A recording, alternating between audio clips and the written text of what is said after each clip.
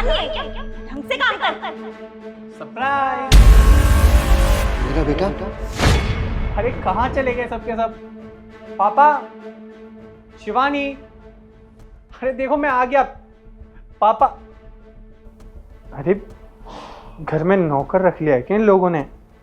लेकिन इतने बड़े बुजुर्ग आदमी को क्यों रखा है? अंकल जी, हेलो। अरे अंकल जी, सुनाई नहीं दे रहा क्या? अरे मैं इस घर का मालिक हूँ अंकल जी, आवाज नहीं आ रही क्या आपको? अरे अंकल जी उठो। पापा, आप ऐसे घर में पोंछा लगा रहे थे, मैं आपको नौकर समझ रहा था। अरे बेटा, घर का काम करना तो सेहत के लिए अच्छा होता है ना। मैं स्वस्थ रहूंगा। लेकिन पापा, आप ये घर का काम कर क्यों रहे हो? अरे तो क्या हो गया बेटा, नहीं घर का काम करने में बुराई क्या है? इससे मेरी सेहत भी अच्छी रहेगी, एक्सरसाइज रहती है मेरी। और बेटा वो क्या है ना कि घर का थोड़ा बहुत काम करने से बहू के काम में हाथ भी बढ़ जाता है। अरे पापा, अगर आपको सेहत का ख्याल रखना था तो आप बाहर जाके वॉक कर लेते, ऐसे घर का काम करने की क्या ज़रूरत थी? पापा, कहीं ऐसा तो नहीं कि शिवानी आपसे ज़बरदस्ती घर का काम करवा रही है? अरे नहीं बेटा, वो तो बहुत अच्छी है, वो मुझे कोई काम करने नहीं देती।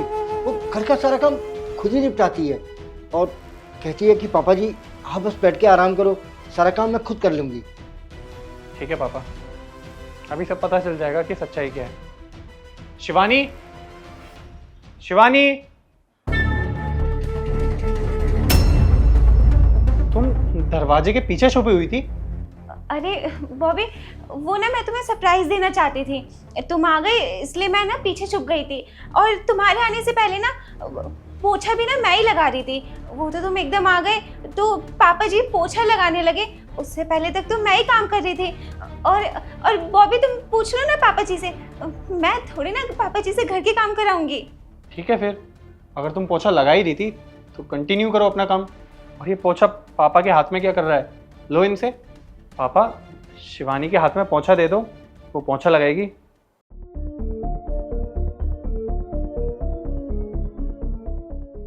लो। अरे नहीं करती मैं घर के काम, और मैंने क्या गलत किया?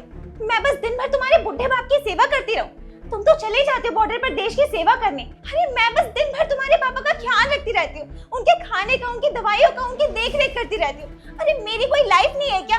मुझे अपनी लाइफ एंजॉय नहीं करनी? मुझे बाहर घूमने जाना होता है, अपने फ्रेंड्स के साथ जाना होता है, लेकिन मैं बस तुम्हारे पापा की सेवा करती रहती हूँ। और मैंने तुमसे शादी से पहले बोला था ना कि मुझे एक इंडिपेंडेंट लाइफ चाहिए, मैं इन सब में बंद कर नहीं रह सकती हूँ। लेकिन तुमने मेरी नहीं मानी ना, इसलिए मैंने जो भी किया ना बिल्कुल सही किया।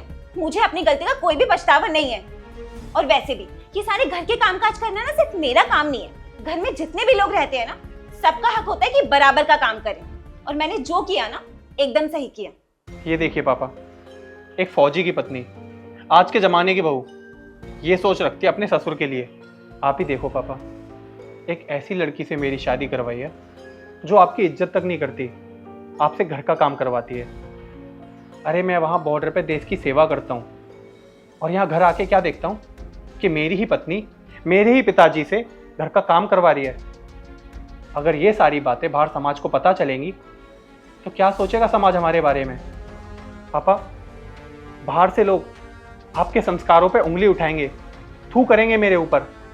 ठीक है पापा, अगर ये आपको पसंद नहीं करती, इसको पसंद नहीं है आपका इस घर में रहना, तो मैं भी बर्दाश्त नहीं कर सकता इसको अपने घर में। अरे नहीं बेटा, बहू को घर से बाहर मत निकाल। अगर तूने बहू को घर से बाहर निकाल दिया तो समाज वाले क्या कहेंगे कि हमने किस वजह से बहू को घर से बाहर निकाल दिया। बेटा हमारी तो समाज में इज्जत नहीं रहेगी ना, तो ऐसा मत कर बेटा। कोई बात नहीं पापा, होने दीजिए समाज में बेइज्जती, लेकिन इसको अब इस घर में मैं एक पल भी बर्दाश्त नहीं कर सकता। नहीं बॉबी, प्लीज मुझे माफ कर दो, प्लीज मुझे घर से बाहर मत निकालो। मैं मानती हूँ मुझसे बहुत बड़ी गलती हुई है, मैंने पापा जी के साथ बहुत गलत किया है। उन्हें बुढ़ापे में मुझे इतना कष्ट नहीं देना चाहिए था, मुझे उनकी सेवा करनी चाहिए थी, मुझे उनका ध्यान रखना चाहिए था। मैंने पापा जी के साथ बहुत गलत किया। मैं ना तुमसे वादा करती हूँ आगे से ऐसी गलती मुझसे कभी नहीं होगी। मैं पापा जी का बहुत अच्छे से ख्याल रखूंगी, प्लीज मुझे माफ कर दो। देखो मुझे अब कुछ और नहीं सुनना, निकल जाओ यहाँ से, कोर्ट में मिलते हैं। अब जाओ अपने माँ बाप के घर।